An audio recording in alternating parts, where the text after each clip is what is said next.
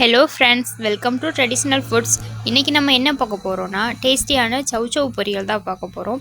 இந்த மாதிரி வச்சு பாருங்கள், ரொம்ப டேஸ்டியாக ஹோட்டல் ஸ்டைல்லையே இருக்கும். நம்ம சேனலில் சப்ஸ்கிரைப் பண்ணாமல் பார்த்துட்டு இருந்தீங்கன்னா மறந்துடாமல் சப்ஸ்கிரைப் பண்ணிக்கோங்க. இப்போது சவ் ஒரு காயை தோல் சீவி எடுத்தாச்சு. அதை நல்லா ரெண்டாக கட் பண்ணி எடுத்துக்கிடலாம். கட் பண்ணதுக்கப்புறம் அந்த நடுவில் ஒரு விதை இருக்கும், அந்த விதையை ரிமூவ் பண்ணிக்கலாம். ரிமூவ் பண்ணிவிட்டு காய் எல்லாத்தையும் நல்லா பொடியாக கட் பண்ணி எடுத்துக்குவோம்.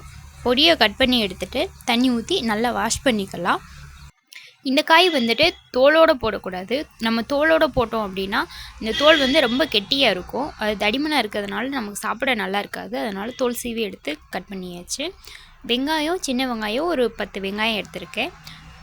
காஞ்ச மிளகா ஒரு 5 மிளகா எடுத்துக்கோங்க. இதை நல்லா கட் பண்ணி எண்ணெய் காஞ்சதுக்கப்புறம் கடுகு, நம்ம கட் பண்ணி வச்ச வெங்காயத்தையும் இதோடு போட்டுக்கோங்க. மஞ்சத்தூள் ஒரு 1/4 ஸ்பூன் அளவுக்கு போட்டு இது நல்லா வெந்ததுக்கப்புறமா நம்ம கட் பண்ணி வச்ச இந்த காயும் இதோடு சேர்த்து நல்லா வேக விடுங்க.